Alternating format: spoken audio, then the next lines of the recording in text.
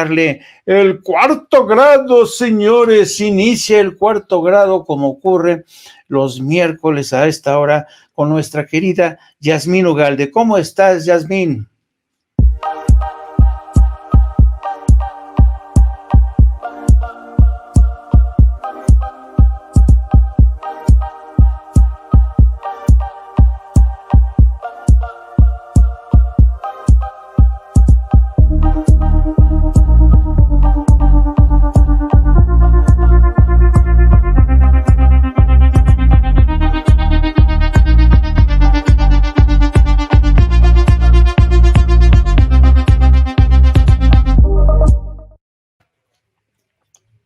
Pues ya tenemos a Yasmín Ugalde y un invitado, no se lo pierdan, un invitado de lujo, nuestro querido amigo, el diputado por Morena, por Jalisco, Hamlet Almaguer. ¿Cómo estás, querida Yasmín? ¿Cómo estás, querido diputado Hamlet Almaguer? Hola, ¿qué tal? Pues la verdad es que muy contentos, muy contentas de estar aquí contigo, Jaime, y con pues el auditorio de Sin Censura. Muchísimas gracias por el espacio. Y pues también ya tenemos, insisto, a nuestro querido diputado por Jalisco de Morena, Hamlet Almaguer, que ha estado movidísimo con el tema de la reforma electoral y viendo desde las barreras el espectáculo de peleas entre cabellera contra anteojos, entre Lidia Sansores y Ricardo Monreal. ¿Cómo estás, querido Hamlet? Muy buenas noches, Jaime, todo muy bien. Un saludo para Jazz y para todo el auditorio de Sin Censura en este programa de cuarto grado. Sí, desde Barrera, pero también esperando que nos respeten y no quieran venir a decirnos qué hacer desde el Senado de la República, Jaime. Buenas noches. Así es. Querida Yasmín. ¿Yasmín? Sí, Jaime, pues justamente un poco de lo que queremos platicar el día de hoy y justamente aprovechando la disposición que tenemos del diputado, es que podamos platicar justamente este tema que en este momento se está discutiendo. Si bien, como bien dices, Jaime, sabemos que, digo, y hay que aprovechar que está aquí Hamlet, el hecho de que en sus muchas saberes, sabemos que también está el tema de la reforma electoral, pero en concreto, en este momento, la discusión está en el tema del presupuesto para el ejercicio fiscal del 2023. Y justamente de eso queremos hablar, ¿no? Un poco qué trascendencia tiene esto, qué tiene que ver un poco con este compromiso de continuidad que ha enmarcado la Cuarta Transformación y bueno, pues un poco de eso se tratará platicar el día de hoy en esta mesa.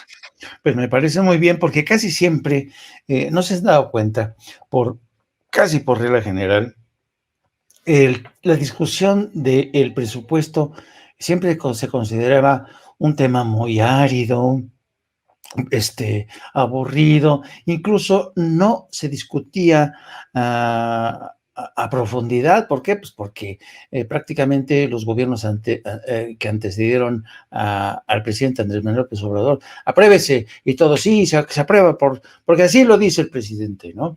Y en cambio, a mí me gusta mucho que haya este ejercicio de debate, de justificación, y además para terminar con malos entendidos. Por ejemplo, ¿se acuerdan que en días pasados alguien decía, no, que la Secretaría de la Defensa gasta mucho dinero, compra helicópteros rusos, quién sabe qué? Pues ya se aclaró. Y además, yo me quedé francamente sorprendido por el presupuesto que se le asignó al ejército, ¿eh? Yo francamente dije, bueno, si comparamos el presupuesto que sí ha sido aprobado para el ejercicio del 22-23, que no rebasa los 112 mil millones de pesos, con los casi 800 mil millones de dólares que gasta el Pentágono de Estados Unidos, decimos, ¿y así alguien dice que México está militarizado?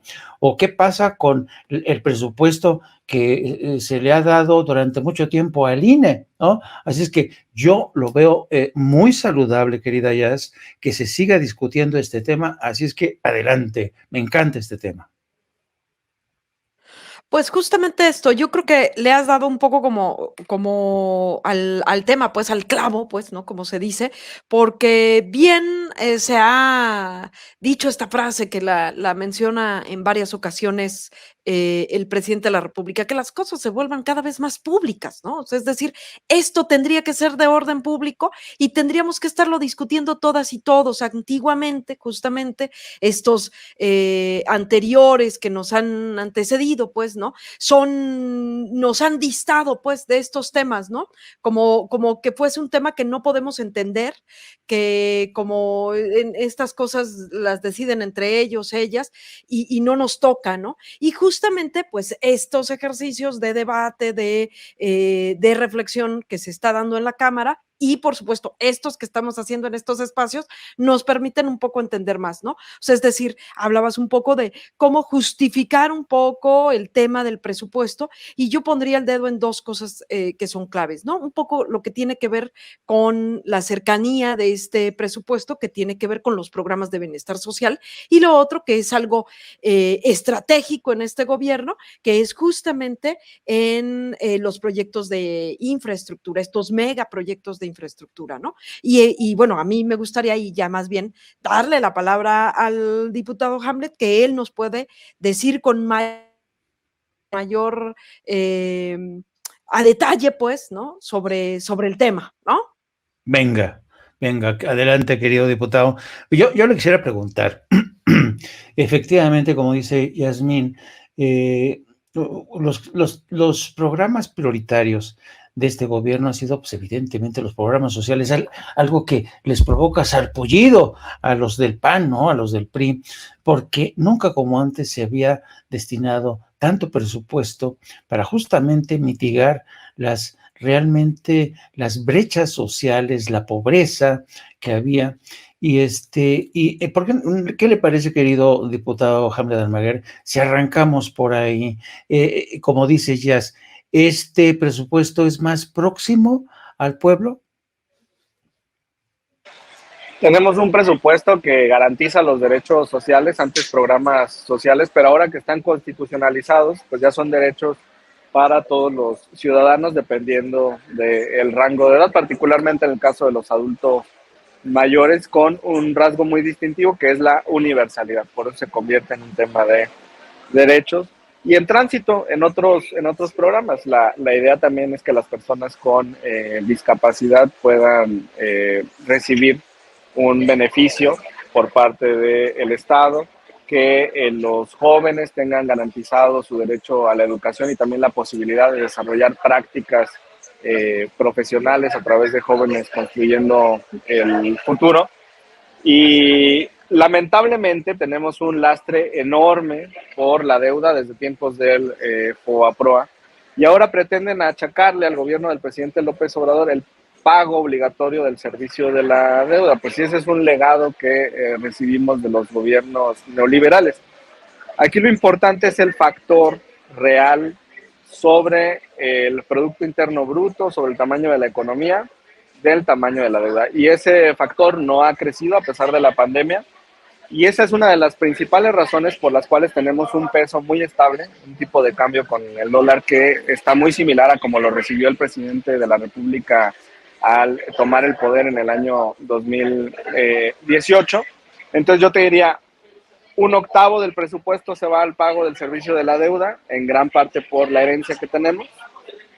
Otro octavo del presupuesto está enfocado en temas de programas y derechos sociales. Otro octavo del presupuesto está comprometido en temas de educación. Cerca de un cuarto, 2/8, están considerados para las entidades federativas con participaciones récord históricas. Otro octavo estaría en el mantenimiento, digamos, de la estructura burocrática del Estado, y el último en los proyectos de infraestructura para el país. Más o menos así es como se puede delinear la división del pastel del presupuesto, pero lo más importante es que se discute en qué se va a gastar, cómo se va a gastar y por qué se va a gastar en esos rubros. Un ejemplo muy claro: el Instituto Nacional Electoral, con todo y el ajuste de 4.470 millones, 4.500 que determinamos, bueno, desde la Comisión de Presupuestos, reducirle al instituto, con todo y eso va a tener un presupuesto superior al de la Oficina de la Presidencia de la República, la Cámara de Diputados, el Senado de la República y la Suprema Corte de Justicia juntos, esas 4 estructuras tan importantes de nuestro país, y eso demuestra el tamaño del gasto que se realiza de manera innecesaria en el costosísimo INE. Así es que, a manera de introducción, Jaime, yo te diría que ese es el panorama. Anteriormente no se discutía. ¿Por qué? Porque llegaban los maletines para los legisladores, a cada quien le asignaban una parte del presupuesto. De ahí salían las partidas de los famosos moches en los que tenían acuerdos con los gobernadores y con los alcaldes para la distribución de los recursos, pero no estaba enfocado el presupuesto en las cosas fundamentales para el país, y ahora se destina a lo prioritario. Ojalá la herencia de la deuda fuera menor, habría más recursos para hacer otras cosas, Jaime. Yes. Pues otro de los puntos que a mí me llaman poderosamente la atención y tiene que ver con una encuesta realizada por Parametría para la reforma electoral.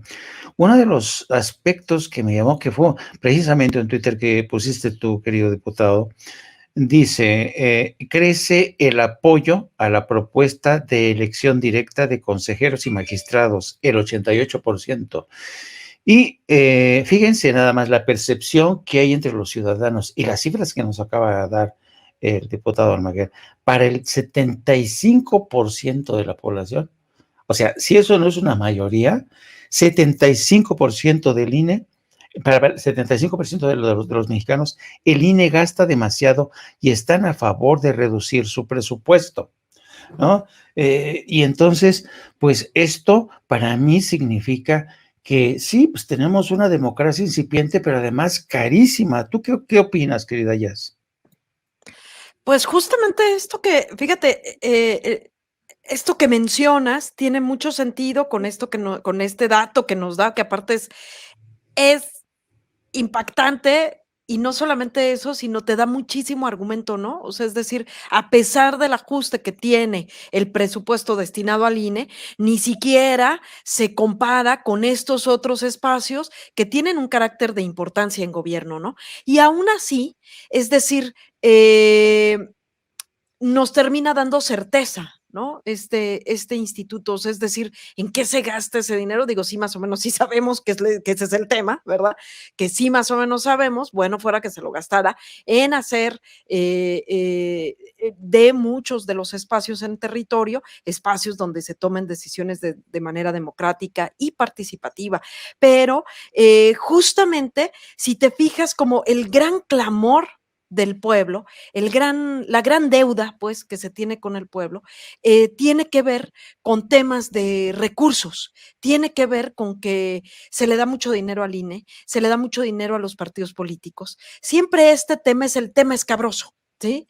Y a mí me parece que justamente hablar del presupuesto, por eso nos lleva a ver, bueno, ¿y de dónde y quiénes están tomando estas decisiones?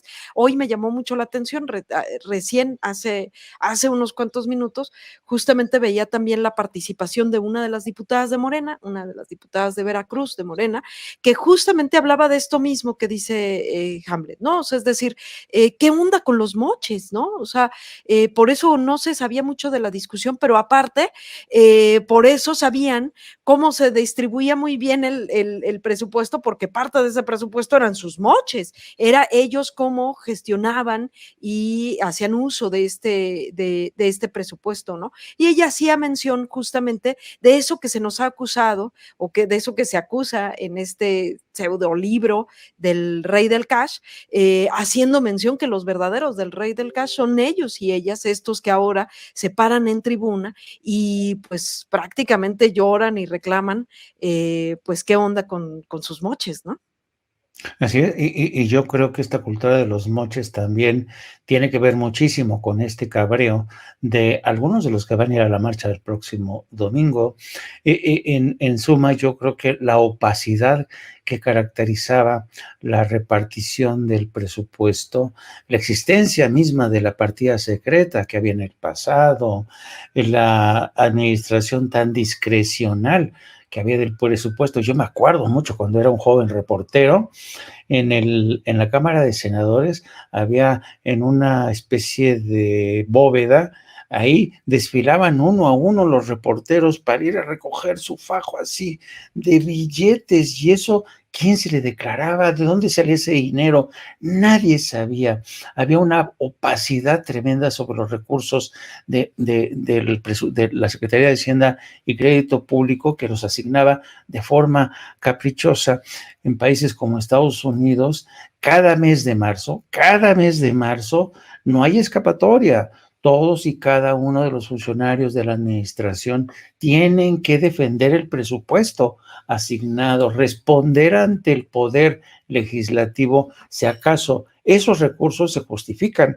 Yo sigo teniendo mis dudas, querido diputado, en el caso del Instituto Nacional Electoral, de si acaso esos recursos se justifican, porque ese es un elefante realmente que, lo acabas de decir tú, que regrupa tanto, se engloba un dineral de presupuesto para las labores que realiza. Yo no conozco realmente, bueno, salvo la India, pero la India tiene 900 millones de electores, ¿no? Que tiene un instituto electoral bastante eficiente, por cierto, que no gasta tantos recursos. Y yo celebro de verdad que haya este tipo de rendición de cuentas que no había en el pasado. Y le tienen miedo a esta discusión pública, porque además ellos saben que les sobran los recursos. El auditor del INE, el Contralor Interno, envió a la Cámara el informe de resultados de sus auditorías y encontró que Lorenzo Córdoba y Ciro Murayama estaban haciendo un guardadito en su fideicomiso VIP a través de un esquema tramposo en el que primero nos solicitaban recursos para cubrir cierto número de plazas, es la partida de servicios profesionales. Después, artificialmente dejaban vacantes esas plazas, o sea, no las necesitaban para operar, porque si no las hubieran llenado de manera inmediata. Como estaban vacantes, no tenían que pagar esos salarios que habían solicitado esos recursos para pagarlos, y entonces a final de año les sobraba dinero. Solamente en 2021 le mandaron a este cochinito VIP 582 millones de pesos. Y eso está por ahí de la página 81 a la 85 del informe del Contralor Interno, que si me permiten se los voy a enviar tanto a ti como a Jazz. Yo creo que es un tema de la mayor trascendencia para que se conozca también en el Instituto Nacional de Formación. Y esto demuestra que les sobra dinero. Si no les sobra dinero, pagarían 2 millones en encuestas para saber si la ciudadanía conoce o no a Lorenzo Córdoba. Pagarían 500,000 pesos por darse un balazo en el pie con la encuesta prohibida que quisieron ocultar a la ciudadanía y que le ocultaron a Morena para que no se conocieran estos resultados. Se pagarían el servicio de tintorería, contratarían este seguro de 300 millones de pesos para gastos médicos mayores. En la Cámara no tenemos eso, desde que llegó el presidente de la República en 2018 se eliminaron esas payasadas. Tenemos ISSSTE como cualquier trabajador del sector público y con nuestros salarios nos podemos pagar un hospital privado o adquirir un seguro, pero eso tiene que ser del recurso que recibimos, no adicionalmente pedir dinero para un seguro de gastos médicos mayores. Y es evidente este expolio que están realizando de las finanzas del pueblo de México. Hace algunos días compartíamos la prestación ridícula esta de la dote matrimonial que se dio Lorenzo Córdoba, ¿no? Le pagamos la boda a Lorenzo Córdoba. Eran 40,000 pesos del año 2000, de hace 22 años, que al valor actual serían algo así como 105,000 pesos. Pues, ¿a quién le caen mal 105,000 pesos para casarse, no? Habría que preguntarle a muchas y muchos de nuestra audiencia que pertenecen a una generación joven y que tienen ese plan de contraer matrimonio, pero que saben que es costoso. Imagínense que a Lorenzo, pues hasta la boda le pagamos. Y bueno, es una demostración de cómo gastan el dinero. Para mí es inmoral este tema del contrato de último minuto del seguro de gastos médicos mayores. Solamente demuestra que para Lorenzo y para Ciro, aquel dicho nefasto del sistema neoliberal del año de Hidalgo, pues es una realidad. Es el año de Hidalgo para Lorenzo y para Ciro. y están haciendo todo lo posible por gastarse el dinero a la mayor velocidad antes de irse y de dejar contratos firmados.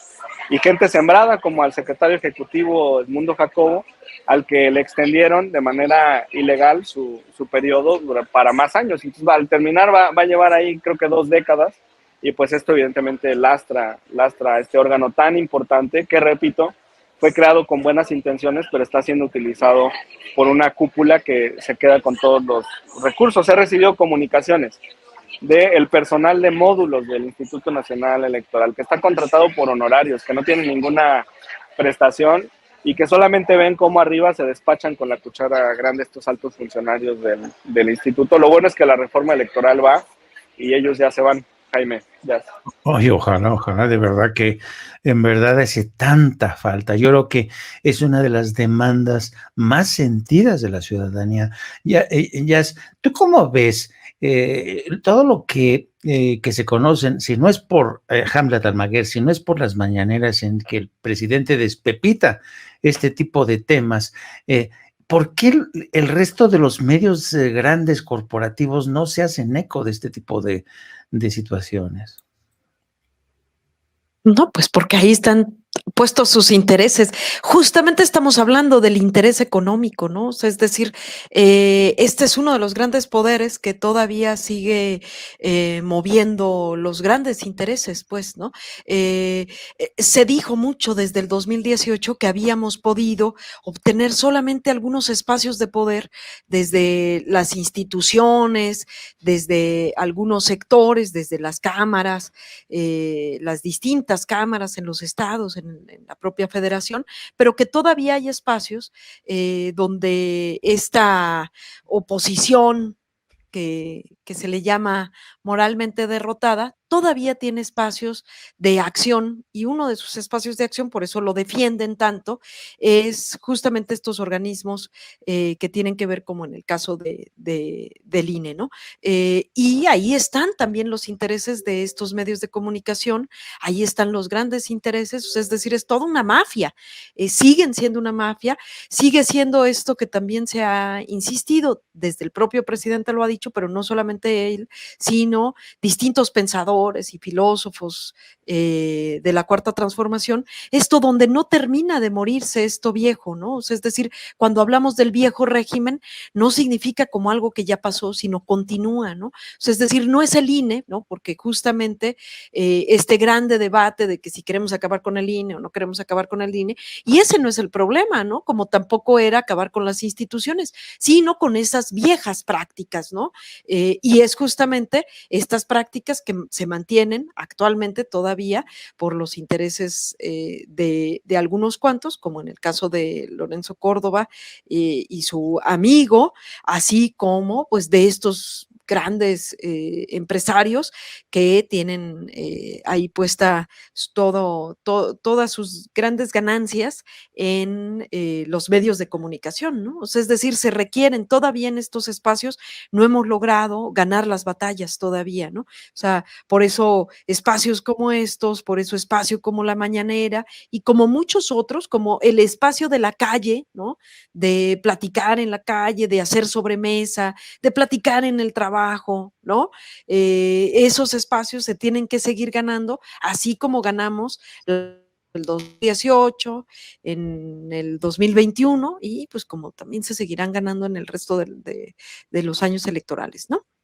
Sí, fíjate que es muy interesante lo que mencionas, porque precisamente hoy, miércoles, nuestro compañero Ricardo Sevilla, que es un periodista de investigación excepcional, creo que es de los mejores periodistas de investigación, desveló que el diario financiero tenía un contrato de más de 8 millones de pesos con el INE. Entonces, pues claro, ahora que lo dices tú, esta concupiscencia, por decirlo así, esta colaboración que hay entre ciertos medios que le cobren las vergüenzas al INE, pues por eso, si no fuera por legisladores como Hamlet Almaguer, si no fuera por La Mañanera, pues mucha gente no se enteraría de realmente estos enjuagues. Y yo también quisiera tratar un apartado especial, que yo les mencionaba que esta misma semana el secretario de la Defensa, el general Luis Crescencio Sandoval, daba a conocer el presupuesto porque había el cuestionamiento, ya saben, de estas investigaciones periodísticas que tienen su agenda propia, que denunciaban que México estaba comprando helicópteros rusos, armamento alemán y equipos de seguridad chinos. Ya saben, cuando dicen equipos de seguridad chinos en la frontera, a Estados Unidos se les paran los pelos de punta, ¿no?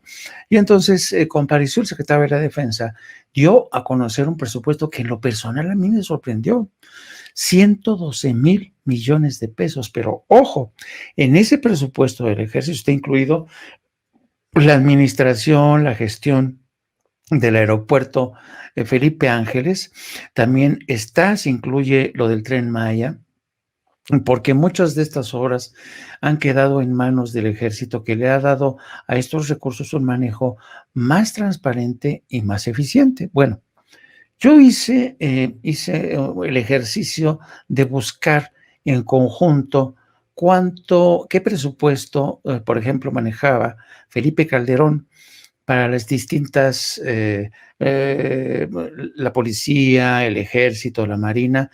Bueno, en el año, creo que era 2009, el presupuesto que manejaba Felipe Calderón para todo esto de la guerra, todo esto, ascendía a 104 mil millones de pesos. Y estamos hablando de ya sé qué, casi más de 10 años, ¿no? Y que ahora, con un presupuesto de 112 mil, el gobierno federal sea capaz no solamente mantener a las Fuerzas Armadas, a la Guardia Nacional, un aeropuerto, el Tren Maya, diciendo, bueno, ¿qué pasa aquí? ¿Por qué ahora, con casi igual de dinero, se hace muchísimo más, ¿no? Y además hay rendición de cuentas, ¿no? Entonces, esto, porque claro, para todos aquellos que dicen que este gobierno se ha militarizado, que derrocha, que está prácticamente dejando al país en manos de los militares, pues es interesante el manejo que se le da a este presupuesto a las Fuerzas Armadas. ¿Qué nos puedes decir acerca de esto, querido diputado Hamlet Almaguer? Pues hay una responsabilidad también en la actuación de las Fuerzas Armadas. Me acuerdo cuando el general responsable de la residencia de obra del aeropuerto Felipe Ángeles realiza el acta entrega en presencia del presidente de la República, y el discurso se centró en dos ideas: entregamos a tiempo la obra y la entregamos sin sobrecostos. Y esto es algo que no existía anteriormente. Narran también los militares que muchos de los contratistas y subcontratistas se acercaron con la vieja idea del tema de los moches y demás. Y lo que le decían las autoridades a estos contratistas es que mejor realizaran obras complementarias en vez de regresar dinero de manera ilícita, o que hicieran una reducción adicional en el costo de la obra. Y decía el general que a veces era 1%, a veces era 2%, a veces era 4%, a veces era 5%, pero se lograba siempre reducir el costo en cada aspecto.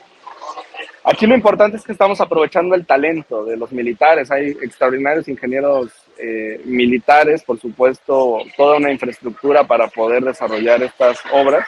Y ese equipo de trabajo que, por ejemplo, desarrolló el AIFA, ahora está realizando también obras en el frente del Tren Maya, está realizando también trabajos en el canal interoceánico.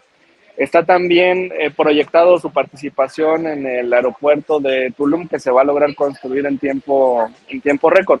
Y yo quiero decirles que las obras prioritarias de infraestructura no solamente atienden a estos megaproyectos que hemos anunciado. En el estado de Jalisco, en mi entidad, pues durante muchos años se ha sufrido por tres cuestiones. La primera, porque increíblemente no existe una autopista completa al puerto de Manzanillo, que es el puerto industrial más importante del Pacífico.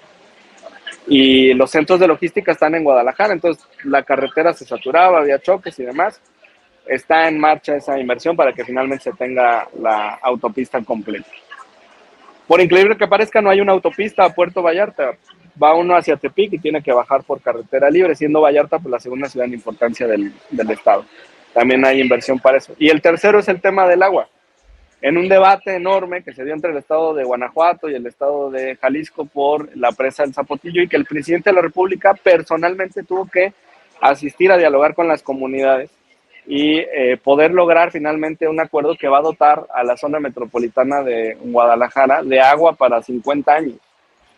Y de esta manera existen proyectos en muchas de las entidades de la República, el Parque de Energía Solar en Sonora, el puerto industrial también en Mazatlán, en Sinaloa. Y en estado al que te vayas seguramente va a haber un proyecto relevante para la entidad que está siendo impulsado por el gobierno federal, así es que no podemos reducir solamente en esto. Y me acuerdo en este momento de un dicho de un presidente de Centroamérica que dice, cuando no se roban el presupuesto, el dinero alcanza.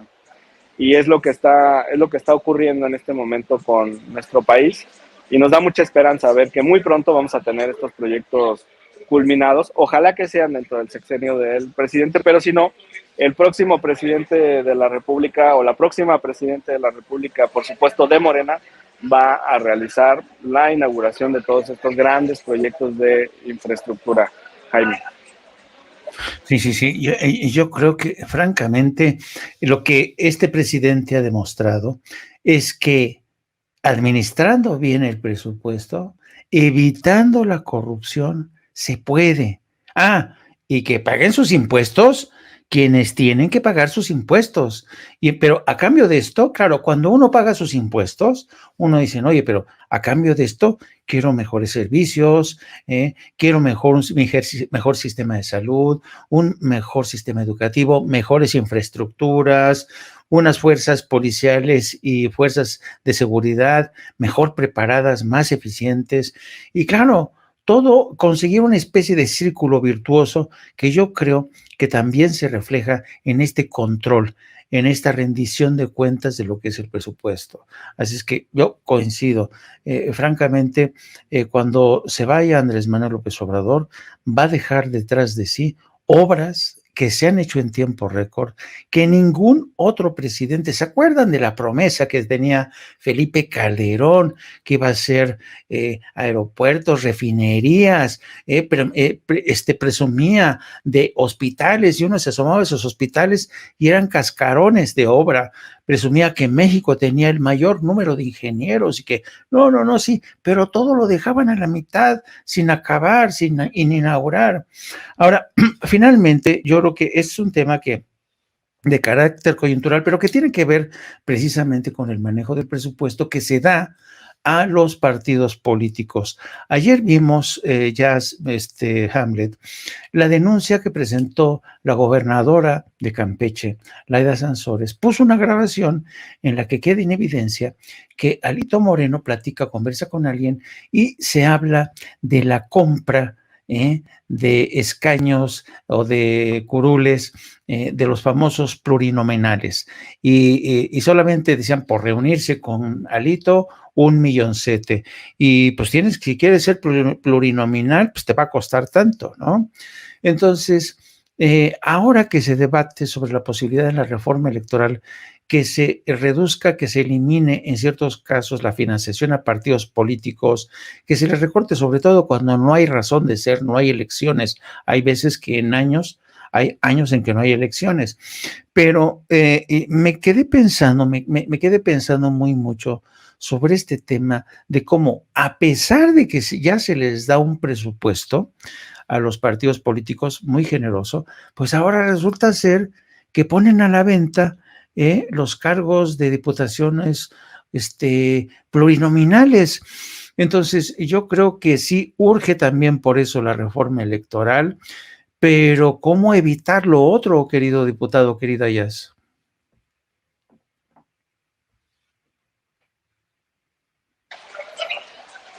Mira, es muy importante el avance de la reforma porque va a permitir que la representación de las entidades federativas sea palpable. En este momento los diputados representan distritos y conforme a la iniciativa del presidente, los diputados ahora representarán a los estados, como ocurre con el Senado de la República. Y además, mira, las cosas han cambiado a nivel federal. en el tema de la distribución de los presupuestos. Pero lamentablemente en muchas entidades federativas todavía no se aplica el principio de austeridad en los congresos locales. Hay entidades donde todavía los legisladores locales tienen margen para la negociación de los presupuestos con el tema de los moches. Es muy importante por eso ganar mayorías en los congresos locales para desterrar esas prácticas nocivas. Y se va avanzando. Hubo ajuste presupuestario importante al Congreso, por ejemplo, en el estado de San Luis Potosí, que ya tiene una mayoría integrada por legisladores de la coalición. Viene un ajuste importante en el Congreso del estado de Quintana Roo, de tal manera que se puedan limpiar las instituciones legislativas también a nivel local. Y los cabildos, Jaime, es muy importante. Hay municipios del país en el que los regidores ganan más que el presidente de la República, o ganan más que los diputados federales, o ganan más que los senadores de la República. Y esta iniciativa también pretende reducir el tamaño de los cabildos, así que va a tener impacto en los casi 2.500 municipios de nuestra nación y un beneficio económico para la ciudadanía, para toda la sociedad. Son muchos los beneficios de esta reforma electoral y es un proceso gradual. El presidente de la República lo ha mencionado en muchas ocasiones, ¿no? Las escaleras, cómo se tienen que barrer de arriba hacia abajo. Y hasta que la cuarta transformación permee en el último peldaño, pues se va a lograr este objetivo de que los recursos alcancen. Y te voy a poner el ejemplo muy claro e inmediato de las elecciones del próximo año 2023. El presupuesto estatal más grande del país es el del Estado de México. Tiene un presupuesto superior al de muchas naciones de Centroamérica y casi equivalente al de algunas naciones de Sudamérica. O sea, puede ser un país el Estado de México, también por el tamaño poblacional que tiene y la dimensión de su electorado. Qué importante va a ser que Delfina gane la gobernatura del Estado de México y que con un equipo de personas comprometidas con la cuarta transformación haga un manejo transparente de las finanzas en el Estado de México. Y lo mismo ocurra en el estado de Coahuila. Ojalá que ahí nos represente Ricardo Mejía Verdeja, el subsecretario de Seguridad, quien ha hecho un extraordinario trabajo. Y estoy seguro que las cosas van a cambiar, porque no me queda la menor duda que el clan, que todavía tiene el control en ambas entidades federativas, pues se han enriquecido a partir de extirpar recursos que son de todos los ciudadanos, en un modelo muy similar a lo que todavía está ocurriendo en el instituto y en los partidos de oposición, Jaime. ¿Cómo ves tú, querida Jazz, este tema? Que es complicado, es proceloso, pero pues ojalá, ojalá que, imagínate, que pudiéramos realmente pensar que, porque el Estado de México va a ser una batalla, va a ser la madre de todas las batallas, pero si gana ahí Delfina, como dice el diputado Hamlet Almaguer, hombre, las cosas van a cambiar en muchos sentidos, eso espero, y también en Coahuila. ¿Tú cómo lo ves? No, bueno, si la pregunta es que si vamos a ganar, así lo veo. Pero bueno, mira, justamente estoy leyendo aquí los comentarios de quienes nos están viendo y dice, por ahí había un comentario que decía que pues esto no es nuevo, ¿no? O sea, que salga una noticia como esta donde los partidos políticos venden las candidaturas, ¿no? Y decía aquí, pues no es nada nuevo. No, no es nada nuevo, definitivamente. Lo que sí es que casos como este, ¿no? Como este que acabas de hacer mención, lo que sí es que nos termina dando la razón, ¿no? O sea, terminan siendo cada vez más argumentos más sólidos de que, pues, teníamos razón de Eso, empujar sí, una sí, sí. reforma como esta. Así es. ¿No? A mí, después de este gran ejercicio que hizo el INE, donde sale y pregunta a la ciudadanía qué piensa al respecto de esta propuesta en reforma electoral, a mí me da una idea de que esta iniciativa de reforma democrática electoral, pues ya no es del presidente, es del pueblo, ¿no? O sea, es un clamor del pueblo, justamente porque no es nuevo esto que ya sabíamos, esto que mencionas tú, donde pareciera ser que es un negocio, ¿no? El tema político, el tener un partido político, las candidaturas, es más, se venden hasta las candidaturas las que se van a perder, ¿no? O sea, porque eso es negocio, ¿no? Esto, cómo se vendían los partidos pequeños, ¿no? Porque es tu resto que te permite ganar una votación, ¿no? En una cámara. O sea, es decir, todo este teje político, justamente ya lo conocíamos, ¿no? O sea, el pueblo lo sabe, lo conoce, lo reconoce, y justamente por eso es que, pues hay toda una propuesta que regula, que modifica, que pone un encuadre distinto, que nos pone en distintas situaciones, que permiten erradicar estas prácticas, insisto, porque el problema no es hablar de un partido o de otro, ¿no? O sea, el problema no es el PRI, no es el PAN, no es todo el resto de partidos, sino sus prácticas, estas prácticas nefastas, ¿no? Y es lo que hay que erradicar. A mí me parece que tiene mucho sentido, por ejemplo, cómo desde este gobierno ha permitido ir evidenciando, ¿no? Esto que tú dices, ¿no? Que tú nos pones aquí sobre la mesa, donde, bueno, es que hay hasta grabaciones donde ocurre esto, pero no solamente eso, en temas, por ejemplo, de dineros, de recursos, ¿no? El gobierno ha podido ir evidenciando cómo se ha malgastado el dinero del pueblo, ¿no? El INE es es un gran ejemplo, ¿no? Por supuesto que los partidos políticos ha sido otro de los grandes ejemplos. Aquí lo dijo también el diputado Hamlet, o sea, no en todos los congresos locales hemos podido llegar a profundizar, a llevar a la práctica el tema de la austeridad, ¿no?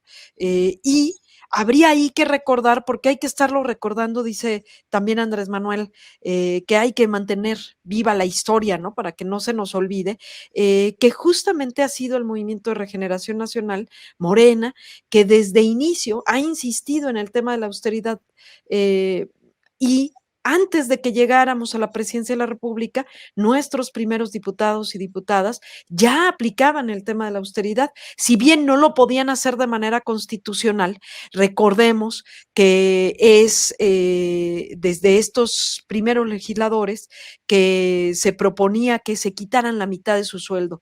Y no que se lo quitaran así en un ente que quién sabe dónde quedaba la otra mitad, sino ya había programas que beneficiaban, sobre todo en ese entonces, a jóvenes, ¿no? A las juventudes, y justamente poniendo el dedo en un tema muy delicado que tiene que ver con la seguridad, ¿no? O sea, si ustedes recuerdan, en el 2015, diputadas y diputados federales por Morena donaban la mitad de su sueldo para un programa que se llamaba Becarios sí, sicarios no.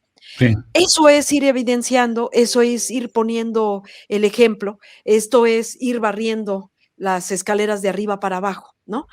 A mí me gusta mucho retomar cuando hablamos sobre todo en temas de recursos, cuando hablamos, por ejemplo, del tema de la reforma electoral, recordar esta frase que ha dicho Andrés Manuel, donde él ponía le daba sentido a hablar de la política y decía, la política es pensamiento y acción, ¿no? Y en tiempos de transformación, la acción es convicción. O sea, es decir, convicción es la seguridad, la certeza de que algo puede ocurrir. O sea, es decir, hacer política en tiempos de transformación, o sea, quienes venimos de este movimiento transformador, nos queda claro que hablar de una reforma electoral y plantear, por ejemplo, en este caso, el presupuesto de esta manera, es porque lo hemos hecho acción. O sea, es decir, tenemos la convicción de que se puede hacer. Sabemos que un partido político es capaz de sostener su vida política, su activismo y su militancia, más allá de estos grandes recursos que se les han dado como anteriormente era. O sea, tenemos la certeza y la seguridad de que se puede hacer política desde otros espacios mucho más austeros, por decirlo de una manera, ¿no? Pues yo quisiera agradecerles a ambos, a Yasmín Ugalde y al diputado Hamlet Almaguer. Miren, yo soy de las personas que estoy convencido de que en México necesitamos de la deliberación, del debate de ideas, debate de ideas, no a partir de discursos panfletarios, no a partir de insultos, gritos y escupitajos, no. Yo creo que en México necesita, le urge que haya debates, deliberaciones, y a mí me encanta este espacio de Cuarto Grado, porque precisamente es un esfuerzo que apuesta por hacer pensar a la gente, ¿no? Aguijonearla con ideas, con información. Y yo por eso le agradezco a Yasmín Ugalde su participación y también al diputado Hamlet Almaguer, que siempre, la verdad, es muy generoso con su tiempo, hay que reconocerlo. Y la verdad, siempre que hablamos con él, es muy interesante. Así es que les quiero agradecer a ambos su participación en este espacio de Cuarto Grado. Querida Yasmín y querido diputado Hamlet Almaguer. Muchísimas gracias a ti, Jaime, al espacio, al auditorio de Sin Censura, que nos recibe cada semana, por supuesto. También estamos muy agradecidos, por supuesto, con nuestros invitados, como el día de hoy. Hamlet, agradecerte muchísimo, no solamente por la disposición que siempre tienes, sino justamente que nos traes mucho más elementos que nos permiten ir comprendiendo las distintas coyunturas y, sobre todo, tener, como bien dice Jaime, una discusión, pero mucho más profunda y seria, ¿no? No como esta que de repente se da desde la oposición o que a veces en las redes sociales también, un tanto una discusión bastante banal, ¿no? Nos permite tener elementos a partir de nuestras invitadas, nuestros invitados, a ir comprendiendo a detalle, a profundidad, los temas que van ocurriendo, ¿no? En este caso, por ejemplo, los que el día de hoy platicamos. Agradecerles muchísimo. Querido diputado Hamlet Almaguer, muchísimas gracias de verdad. Muchas gracias, Jaime. Muchas gracias, Yasmín, a toda la audiencia.